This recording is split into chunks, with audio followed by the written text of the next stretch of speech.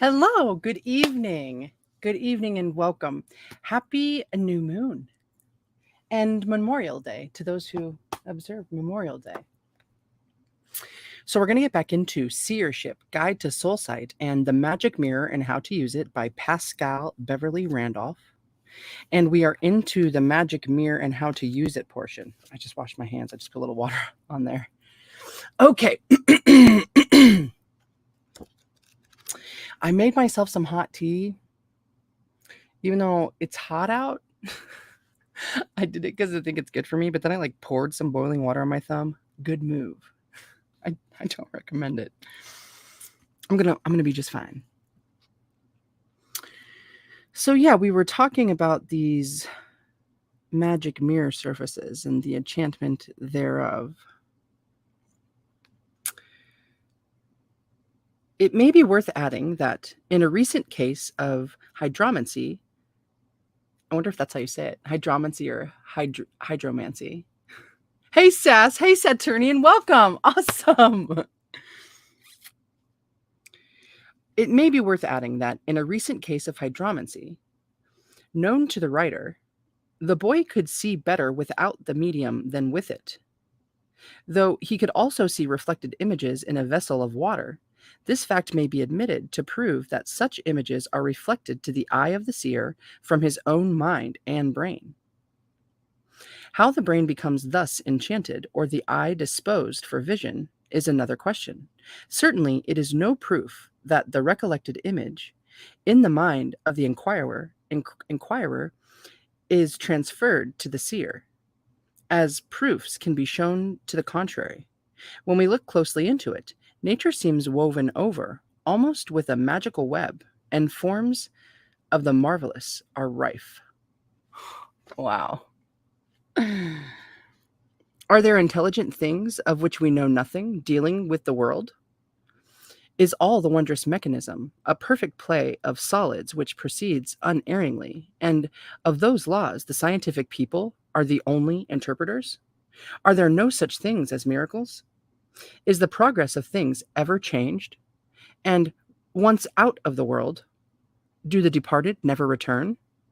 Is all chance? Cannot the future ever be foreseen? Are all the strange matters told us mere fables or inventions? The forgery of the imaginative mind, or the self-belief of the deluded? Whence came that fear which has always pervaded the world? How comes it that in all times spirits have been believed? Cannot history, cannot science, cannot common sense conjure this phantom of spiritual fear until it really resolve into the real? Cannot the apparition be laid? Cannot we eject this terror of invisible thinking things, speculators of us, out of the world? Nothing is really done until this be done, if it can ever be done. Man is absolutely not fairly in his world until this other thing is out of it.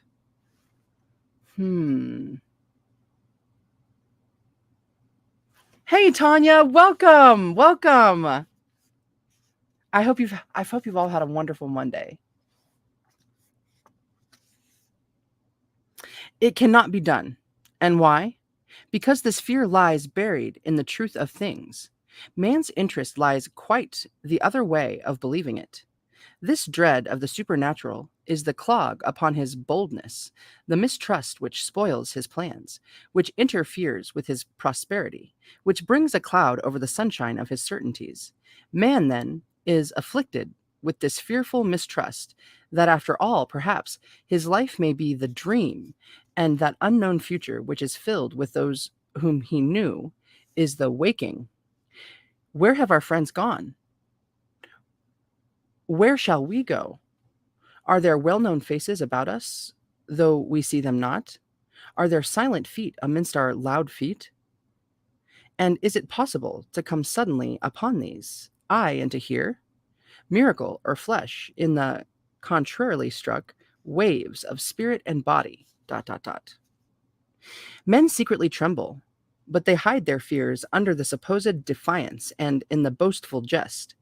In company they are bold, Separately, they reflect, and in their own secret minds, that, after all, these things may be true, true from such, true from such and such confirmatory surmises of their own, true from perhaps some personal, unaccountable experiences, or from the assurance of some personal, unaccountable experiences, or from, oh wait, did I just do that twice? Or from the assurance of some friend whom they are disposed to believe, but only disposed to believe. Modern times reject the supernatural, are supposed to have no superstition. Superstition? When this modern time is full of superstition. But unfortunately, man has restless curiosity. He loves real truth. He solicits that which he cannot finally depend on. He would believe if he could. But the evidence of supernatural things is so evasive, so fantastic, so, in one word, unreliable, that he will hold by the ordinary scientific explanations. All mystery, he says, is that only partially known. When that which constitutes a thing is understood, man declares the mystery ceases. He only finds nature, unknown nature before, now known nature.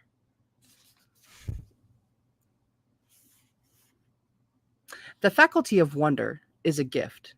By wonder, we mean that highest exhaustive knowledge of the things of this world, upon which to set up or to construct the machinery of converse with another.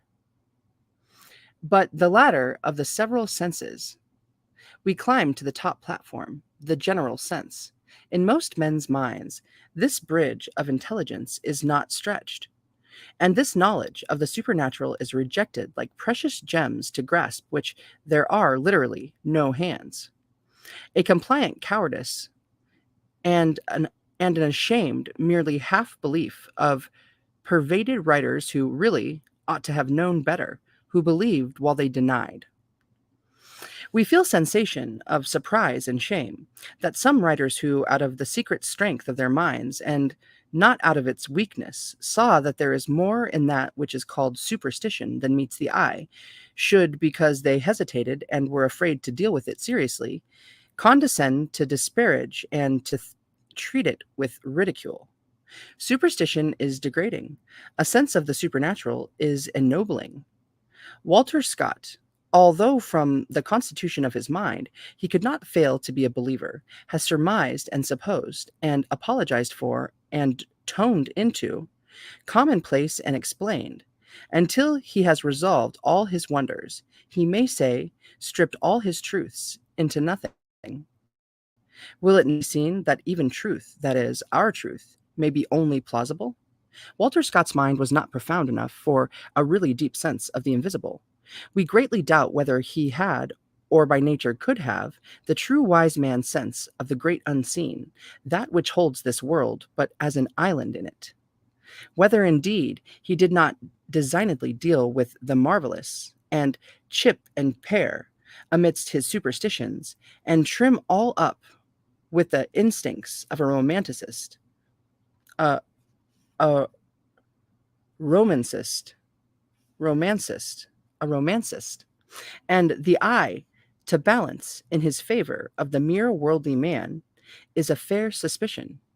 As a clear-headed, common-sense man, who in his good nature and in his admiration of it, wanted to stand well with the world, as a man who thoroughly enjoyed his life, and possessed an abundance of rich and marketable imagination, as all this, Walter Scott converted superstitions as into his stock in trade.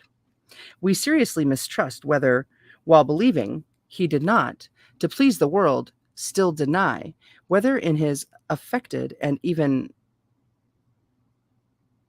pretendedly laughing disclaimers, he was not secretly bowing, all the time before the very thing he thought it allowable to barter. This, if true, was disingenuous, if not something worse. Nearly all the writers who have treated of the marvelous done. Oh, wait, let's start that again. Nearly all the writers who have treated of the marvelous have done so in the disbelieving vein. It is the fashion to seem to sneer. All of this acting before the world comes from the too great love of it, arises out of the fear of that which may be said of us.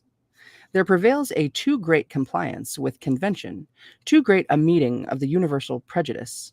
Men are too apologetic, even in their faiths. In the face of standards, few men have the boldness to be singular. Habit dictates our form of thought as equally as it legalizes our dress. We dreadfully fear the world. Our narrators and exponents of the supernatural, though aware of the always powerfully interesting material which they have at command, instead of being imbued with the strong sense of the latent truth in them, may be said indeed, almost with one consent, though longing to tell, to begin to parade a sort of shame at their revelations. And pray wherefore? They are already met more than halfway in every sensible man's mind. There are few families, nay, there is scarcely an individual who has not had something naturally unexplainable in his history. The supernatural tale always finds an echo in every breast. Now, if discredited by writers, the supernatural should not be treated of by them. There are plenty of subjects at which they may play, but that, if they believe any life but their ordinary life, so serious one. If the possibility of the supernatural be believed, and its instances be accepted, they are bound, as candid men and honest men, to make the avowal that they believe. The explanations which are frequently offered of things appearing as supernatural are greatly more difficult to credit than the extra natural matters themselves. Of some unaccountable things, in fact, nobody credits the explanations. The uncomfortable fact is got rid of. The subject is dismissed, to make way for the next soliciting object. The wonder is given up as unexplainable, and that is the whole process. This is a very easy, though not very conclusive or satisfactory method of disproving. We suppose we disbelieve. Buzzacino, welcome! Genevieve, yay! Code, awesome! Everyone, welcome! Sweet, so awesome! Happy Monday, Mundi, new Mundi. Yeah, I just boiled this. I still think it's too. I also just put fresh lemons in it. It's too hot. It's gonna make me sweat. Ooh, it smells so good though. It's so steamy. I still have to wait. We'll go for the. Oh no! See, you know what? Balls. I really didn't think that I had that clicked on, but then I like pushed on it and pushed on it and pushed on it, and it seemed like it was, and I was right the first time. I have a paper towel right here, though. Hey, that could have been a lot worse.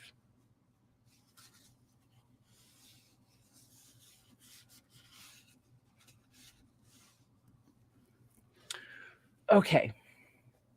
I still need some liquid, though. Man, it's too hot. It'll burn me. I want it, though.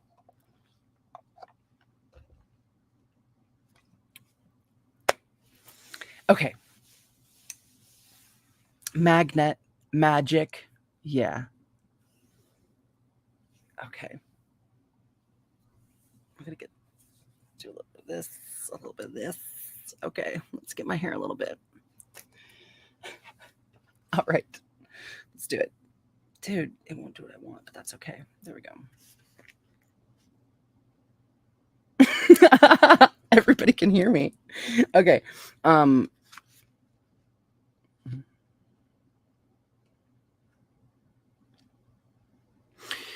We are weary of the jargon whereby strange and unexplainable, possibly natural, doubtless natural, phenomena have been degraded. The history of all unknown things has been thus similar, that at the outset they have invariably been invested with the attributes of the magical. We must carefully guard ourselves from credulity. Such things as these presumed spiritual disclosures have been known in all ages. There is nothing newer. other than that they have been suddenly and widely noticed.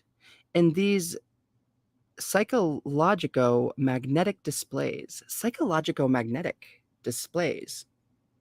this supposed supernatural betrayal, this counterworking and false working of the universal transitive evolvement, these aberrations of polarity. We have an abiding dislike to, and we cordially dissent from all this epileptic wandering, all this conclusive, incoherent, blameworthy, nay, audacious reaching out at forbidden things. The pampered human mind can run into any extremes. We, on the contrary, are friends to the solidest and plainest common sense.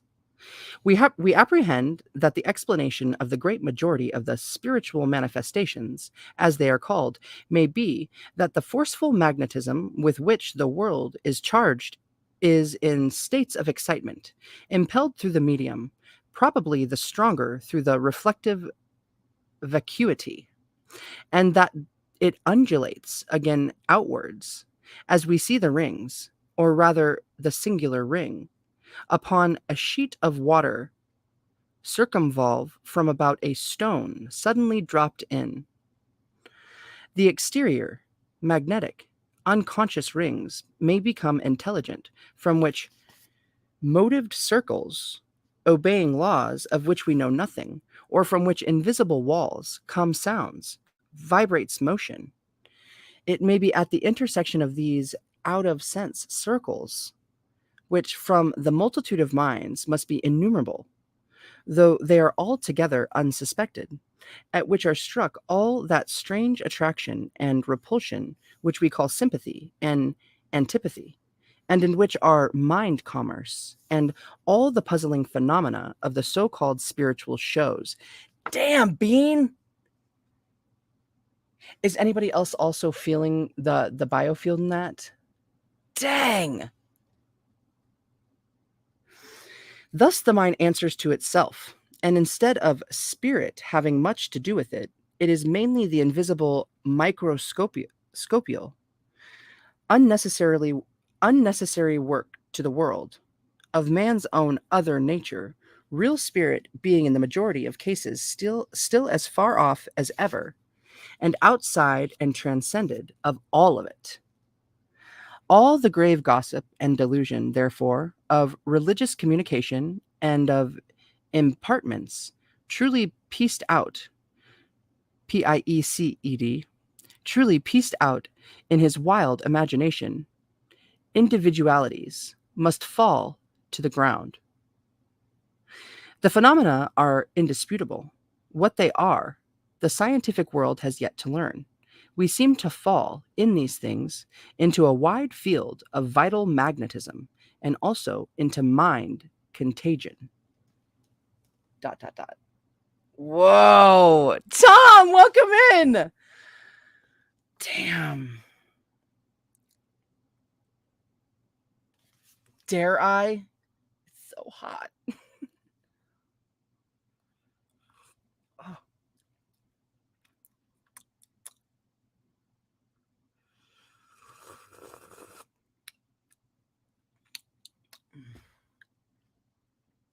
So hot and lemony.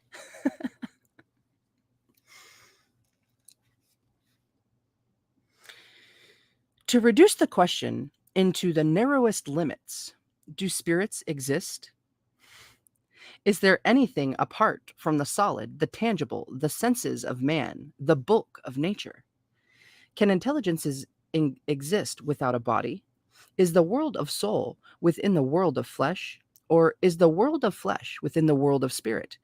Which is the real thing, the material or the immaterial? All the speculation, all the purposes of life may be confined within these circumscribed bounds. Either this world is all, or it is almost nothing.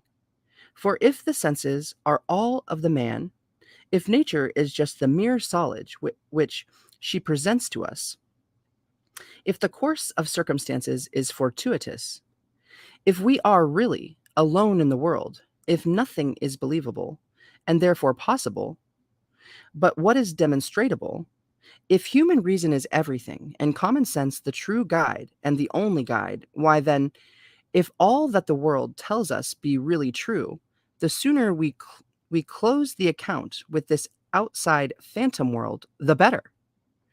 In this case, away with it, and away with all the spiritual tales which are told to us. The quicker that we realize to ourselves that the fact that all of the supernatural, though possibly amusing, is all of the untrue, the more uncomfortable it will be to the comfortable exercising of ourselves. We are children otherwise. Why should we frighten ourselves with fair tales? Why bring over us this damp of the phantasmagoric view of life? We must surely be as the rude and ignorant, as the very unlettered, in distressing ourselves concerning the supposed outside watch of which fabulists have found it their interest to tell us.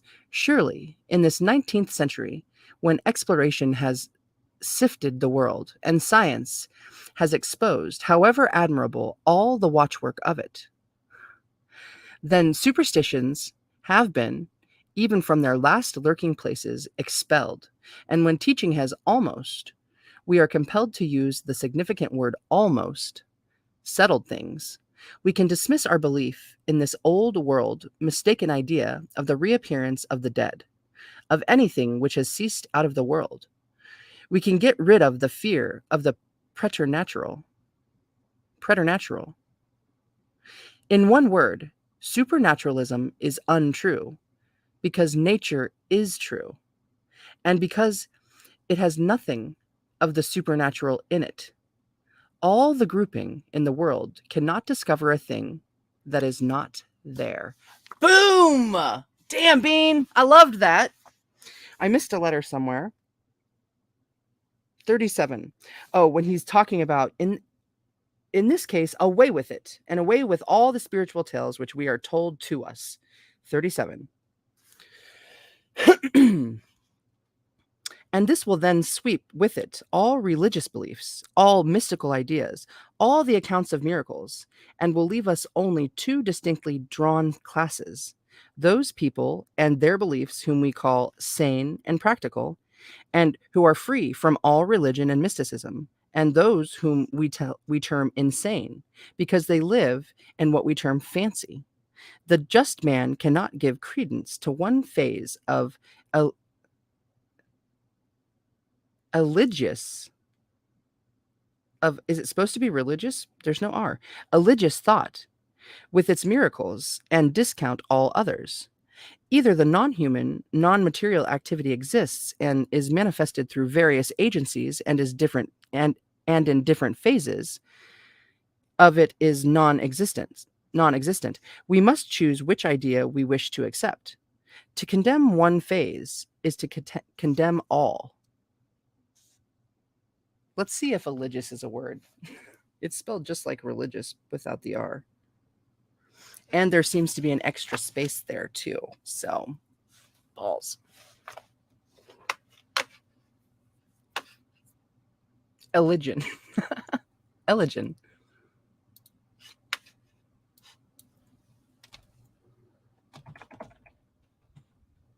Eligion.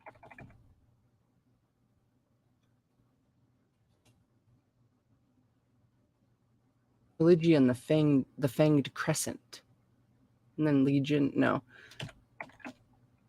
No. I bet it is religion then. Maybe.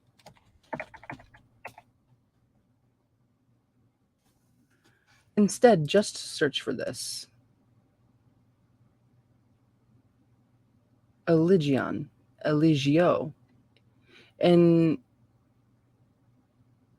maybe Spanish? Latin?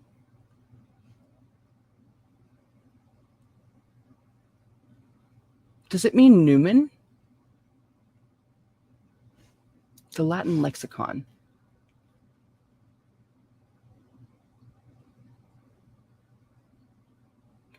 And almost like elegant. Elegiac poem. An elegy, aus, epiger. Hmm. Interesting. I'm still unclear.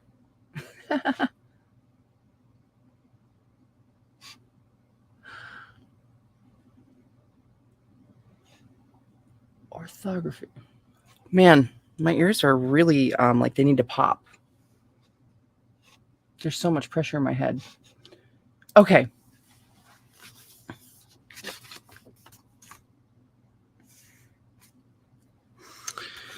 So,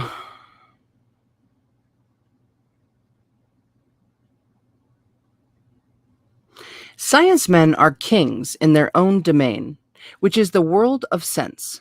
38. But let one of these master scientists become afflicted with an old fashioned toothache, an attack of acute indigestion, or run a splinter under his nail, and all his science avails him nothing. He will be but a child again, and if the pain be continued sufficiently long, be ready to believe in seven different heavens and all supernatural things at one and the same time. Men, scientists or otherwise, are but boasting children. When the sun shines and digestion is normal, and the nerves tingle with health, then there is neither God nor any of his realms save the matter of fact world. But let the sun hide behind a cloud, and attack of the spleen afflict, and the nerves be on edge, they immediately are as filled with fear and superstition as the veriest jungle savage. After all, it is very much a matter of good or poor digestion. Don't believe it. Watch yourself and your fellow men. Don't believe it.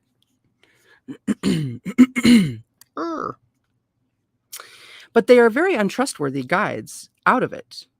So these science men are, I'm going to just start again. These science men are kings in their own domain, which is the world of sense, but they are very untrustworthy guides out of it. They can domesticate us very satisfactorily in this world and can, piece by piece, put the machinery of it into our hand. But they can never give us another, nor will their glance ever arrest one invisible visitant from out another world, nor will their sight ever penetrate for a moment past that shadowy curtain, which is yet perhaps penetratable, which divides the seen from the unseen. Let us give science due honor, but let us not render up to it our hopes of the future as equally as all of us of the present.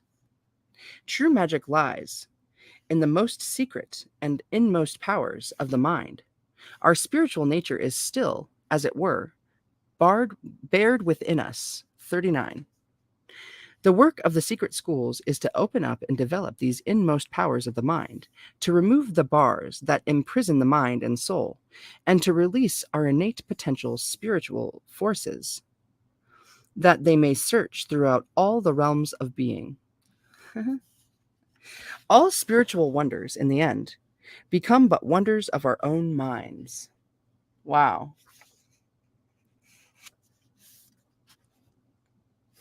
In magnetism lies the key to unlock the future science of magic, to fertilize the growing germs in cultivated fields of knowledge, and reveal the wonders of the creative mind. Magic is a great secret, sudden and disbelieved in wisdom. Magic is a great secret, sudden and disbelieved in wisdom, out of this world, and its opposite. Reason is a great public, relied on mistake in this world, and the same with it, in its by man accepted operations. The one treads down and destroys the world, the other springs with it and makes it. Therefore, is one the worldly true and believed, since man makes himself in it and grows into his being in it. And therefore is the other, in the world judgment, false and a lie, and a juggle, since man is contradicted in it. So says Paracelsus.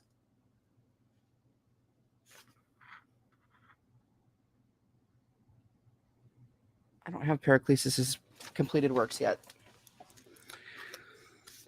The crystal seers and mirror viewers use their talent in telling lovesick girls their fortunes, and 10 score more such things are said.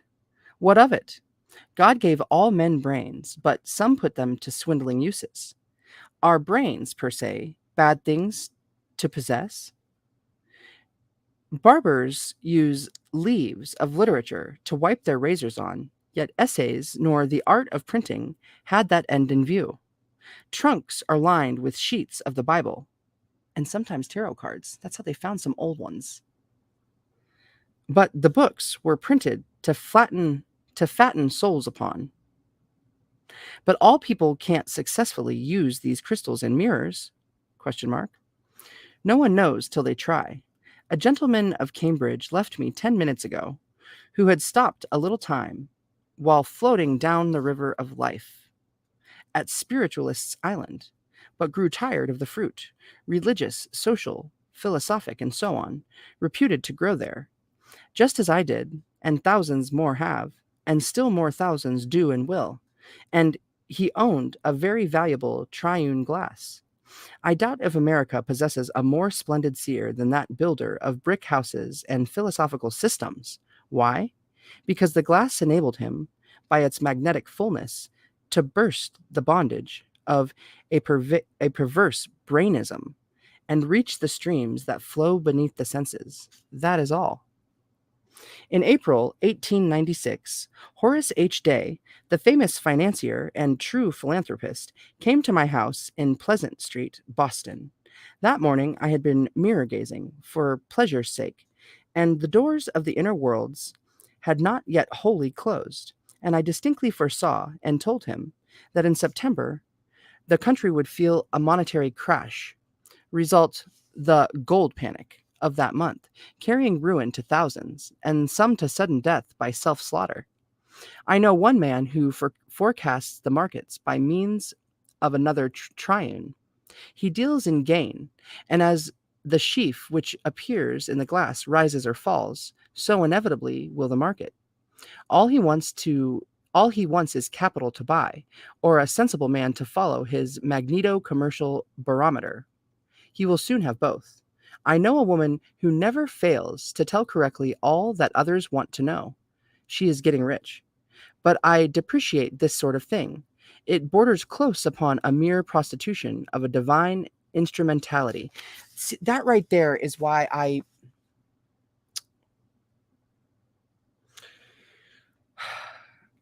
just, the reading cards on YouTube, I feel so drawn to it, you know?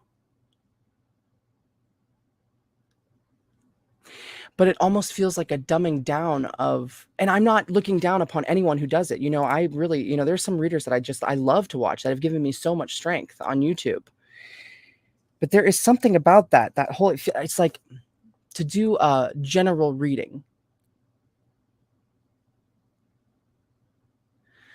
Man, but I feel like, I love reading cards. And the more I do it, I like it more. Anyhow.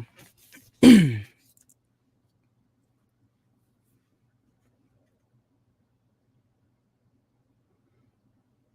this book isn't making me feel any more confident about doing that.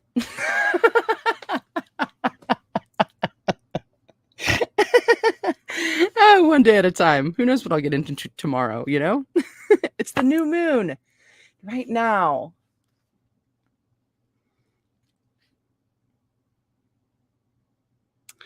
But I depreciate this sort of thing. It borders close upon a mere prostitution of a divine instrumentality. For, properly used, this agency is not only second to none other for intromissional and psychovisional purposes, but is liable to not one single objection, which all others are.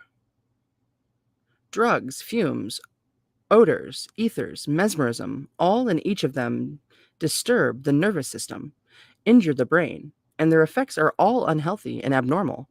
But the mirror is free from all that, and the things, persons, events, and symbols seen are actual, almost tactual, as clear, plain, and distinct as any other plan plan oh no, let's see. Planod planodia planodiorama. Planodiorama. Let's look it up. Resembling the effects of the camera obscura, and no abnormal state is induced, for the seer is wide awake, broadly intelligent, and in possession of every sense in all its integrity and watchfulness, while at the same time there is no strain whatever upon the brain, no tension of the nerves. Okay, so where is that word? There. All of them are really big sentences. Okay, planodior planodiorama. Planodiorama. Let's find out.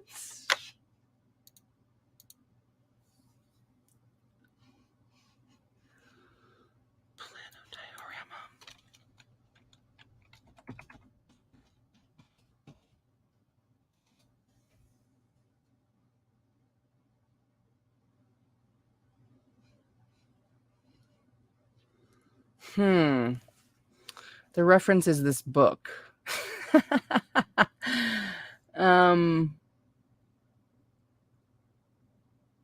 And another book by him, which I have in my cart, but I haven't bought yet.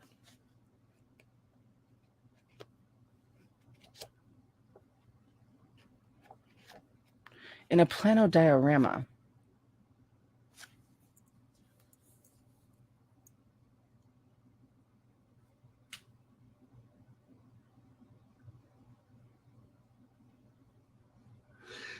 Dang.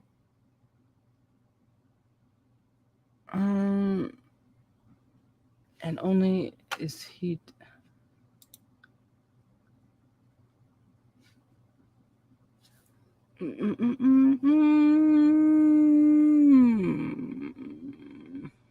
No.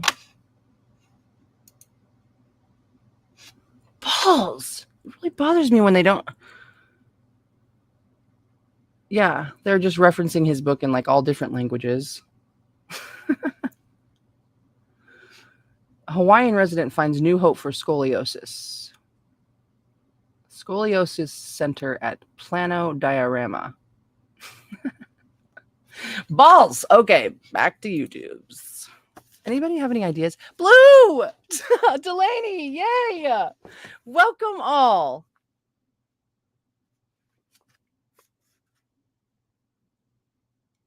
Plain and distinct as any other planodiorama. So what is it?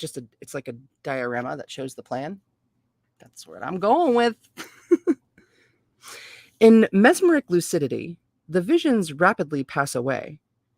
Never again can they be reproduced or recalled, but in the mirror, any given face, place, picture of any locality or symbolism can, by an effort of the will, be made to remain fixed, stationary, and solid as long as the seer shall elect. Besides which, an infinitely greater percentage of persons can successfully use them than can be affected by any or all combined of the above specified agencies. There are also many diverse drugs and mesmeric modes, but there are only two sorts of magic mirrors in existence: the crystalline, which are but of little use, and of which the polished coal is a sample, besides being exceedingly difficult to obtain, seeing that only coal of a peculiar shade and grain will answer the purpose, and even then is utterly useless unless of a size, without crack, difference, solidity or flaw sufficient to be correctly ground, shaped, and polished, for the whole thing depends upon the power of the mirror to attract and retain upon its surface the magnetic fluid thrown from the eyes. Magnetic fluid.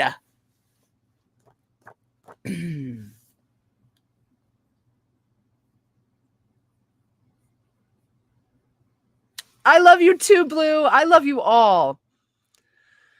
So cool. Okay, take this back and try for another lemon sip. I wonder if I can get a good one this time. Is it cool enough? No, but I can drink it better now. I know you guys were really worried.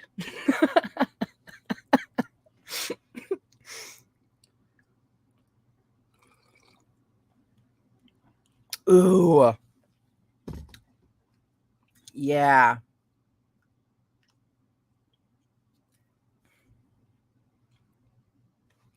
I hope my thumb is where I'm supposed to be talking because shit. No, it's not. It's right at the beginning. Okay.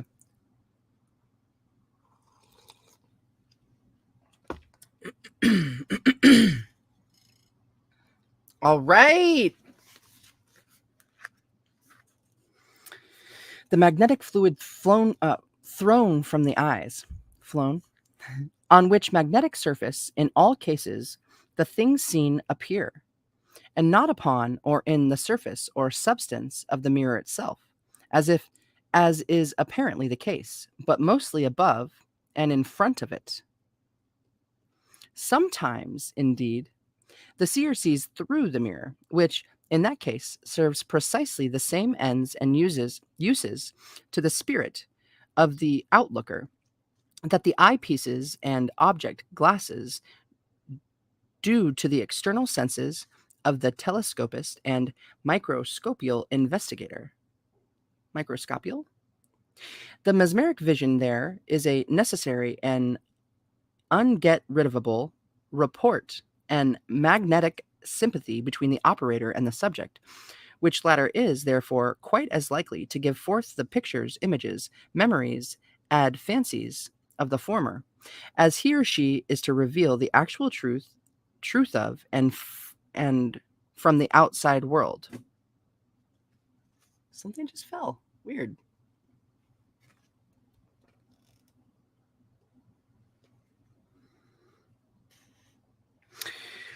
Ooh, such an itchy nose all of a sudden. But spiritual or spirits magnetisms are not so likely to intrude fantasies, and therefore, what a medium sees must be true and real.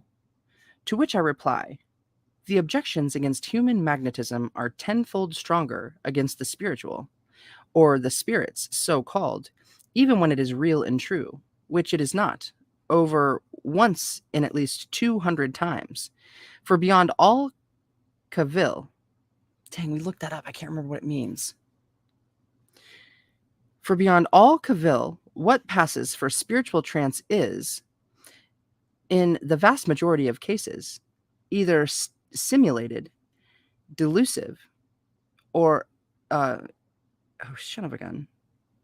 In the vast majority of cases, either simulated, delusive, the effect of mental habit, the effect of the psychic psychic man psyc no p physico mental the effect of physico-mental influence of the parties present, or the results of a diseased condition of the nerves or brain. But suppose, for argument's sake, a real and bona fide case of spiritual magnetism. How is the medium or bystander to know whether the thing seen is real photograph of the unseen by mortals, or a transcript from the playful fancy of a disembodied wag or experimenter? The medium cannot tell, because the very term and service both indicate a person played upon, an instrument actual in unseen hands, a machine worked by unknown forces, a mere automation made to move, do, act, and say at the will of a power of which neither they or the bystander know literally anything whatsoever. There is no standard of comparison. The medium is a nobody in the matter, while the invisible, the necessarily totally unknown operator is all in all. The difference, therefore, between positive seership and mediumship in any form is the difference of a whole species, or that between hearing a description of Paris and seeing oneself. That is to say, it is the difference between act and experience, and the merest hearsay. These opinions are based upon over 20 years' experience and observation of both classes of phenomena. The second class or order of mirrors, the first embracing all the coals, light-colored, metallic mirrors, and crystals, none of which are of much worth, as compared with the perfected instrument of the last century and the present, are those made upon strictly scientific principles as to form in the first place. After innumerable experiments, it was found that upon removing the skull and slicing the brain of dead human beings horizontally, just above the ear, that all heads of all the human races were shaped precisely alike, and that all differences of external contour depended upon the volume of matter on the periphery or outside surface of the brain, the cortical matter. It was found also that the brain, at the foundation point, was of the same general form or sphere or shape as the earth on which we dwell. That is to say, an oblate spheroid, whence, by experiment, it was deduced that such section of a figure, oblately spheroidal, was also the very best possible form of a magic mirror. The torus.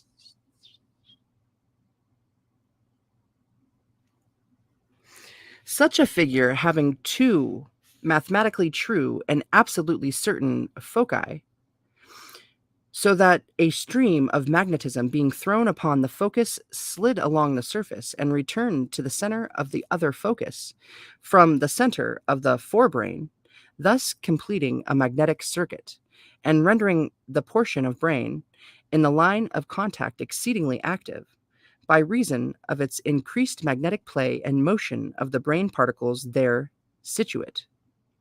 So much for the shape. But experiment also demonstrated that something else was wanted beside the peculiar outline.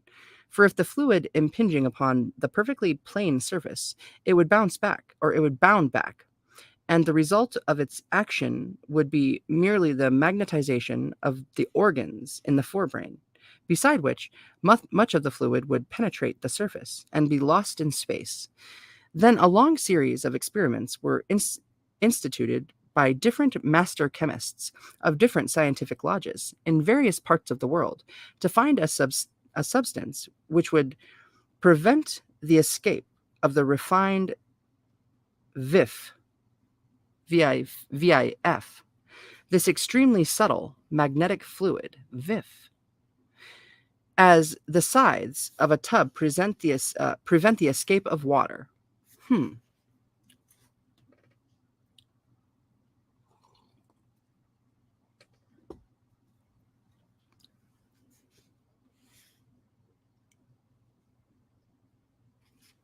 Hence, an alteration in the surface form of the mirror became requisite, nay, wholly indispensable, a point of the very first importance before the application of the proposed insulating material, even if such should be discovered, which for a long period of time seemed problematical. Excuse me. If the convex form was used, the fluid, even supposing the retentive material was applied, would roll off like a soap bubble from a pipe bowl. If it was convex, the mass of the invisible globe magnetic aura would roll off at the ends and sides and hang in a mass beneath the mirror, which of course would never do. And now months were spent in that particular research until at last a concave was adopted for the glass itself. A thin film of gold was placed close to it on the edge of a peculiarly constructed concavo convex frame, made in conformity with the known laws governing the motion of rare fluids, ethers, and gaseous bodies. Man, is anybody thinking about the cell phones these days? The next step was to find an insulating substance, and one having mother of pearls. Let's try again. The next step was to find an insulating substance, and one having electric, and chemical and magnetic affinity to and with the finest form of magnetism known to science and to human experience. It had already been demonstrated that what would insulate and hold electricity was but an open a sieve to that same element in its higher forms and modes. Hence, recourse must be had to something else. And so experiments were made, separate and combined, with the alkaline metal, lithium, sodium, potassium, and the hypothetical substance, ammonium, but without complete success. Then came the metals of the alkaline earths, magnesium, calcium, barium, and strontium. Is it barium or barium? Barium? Barium, I think. Strontium, but without avail. Then experiments were made with the proper earths, didymium, cerium, lanthanum, zirconium, normium, erbium, beryllium, thorium, yttrium, terbium, and aluminum. But still, the proper thing was not found. Attention and trial was next turned to the oxide forming metals proper, whose oxides form powerful bases, and these are copper, uranium, lead, cobalt, zinc, cadmium, nickel, bismuth, iron, chromium, and manganese. But you might as well try to hold sunlight in a basket as to confine magnetism within walls made of any or all combinations of these metals. Therefore, the next series of texts embraced the oxide forming metals proper, whose oxides form weak bases or acids, namely arsenic, tin, vanadium, osmium, niobium, antimony, titanium, molybdenum, molybdenum, tantalum, oh, that's twice. It's the same word. Molybdenum, tantalum again, and tungsten. A nearer approach, but still not the thing required, albeit much time, a deal of money, and more patience had been expended. Then came the noble metals, whose oxides are reducible by heat, namely rhodium, ruthenium, silver, platinum, iridium, mercury, palladium, and gold. Of course, these isomorphous groups of substances, embracing sulfur, selenium, chlorine, cyanogen, phosphorus, fluorine, iodine, and bromine, were also called into play, and a few of them, as some of the others, were found partially, but not wholly applicable to the purpose sought to be attained, not even by the aid of others of the non-metallic elements, like oxygen, nitrogen, carbon, boron, hydrogen, and silicon, albeit it was found that fusible combinations of 15 of these score or two of substances associated with phthalic acid and paranaphthalene constituted just the thing required, namely, a compound with strong elective and electric characteristics, presenting a perfectly even white-black surface, and sensitive in the highest possible degree. Of course, this substance is very difficult to make, and well, it is that such is the case. Else the land would be flooded with counterfeit or very imperfectly constructed mirrors. As it is impossible to make them properly in this country, and only one man ever imports them, and that man is Quilna Vilmara. Wow, Quilna Vilmara's a man? I thought that was a woman the whole time I've been reading about him. From whose lips I am now reporting, in as plain English as I can command, this exhaustive monograph upon a very difficult subject, for it is not easy to correctly catch the meaning of a man whose speech is part English, French, German, Italian, Armenian, and Arabic, and yet by dint of great patience, chemical information, two linguists, and half a dozen lexicons, I have succeeded in getting the pith and marrow of all he had to say, as himself agreed was the case when reading the French translation. Hence, it will be understood that I herewith give the views of this great master of the subject, as well as, and interspersed with, my own and others' beliefs and knowledges of the matters under consideration. 5555 right now. I have seen 55 so much this week, you guys. So many changes, right? Inside and out. That's a good stopping spot.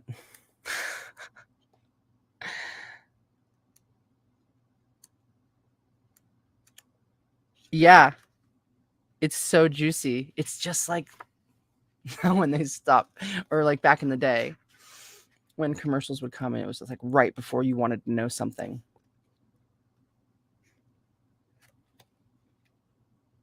But I have to finish these books because I really want to start reading this other one, The Waking Dream, which I almost went in and started today. But I was like, dude, I have to finish at least one of these books before I start another one.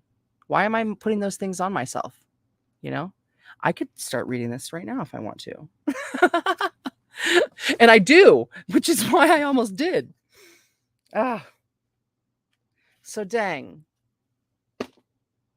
Let's spend the rest of this Monday thinking about the things we want to bring in to this next phase. That's how I've been spending my day. Plus, I spent my day feeling good too. Like I went to a party and yeah. So yeah, thank you for spending time with me. I hope you're getting something out of it, that you find it right when you need it. And I'll be back sooner than later. I love yous. Thank you so much. Mwah. Until then, thank you. Thank you.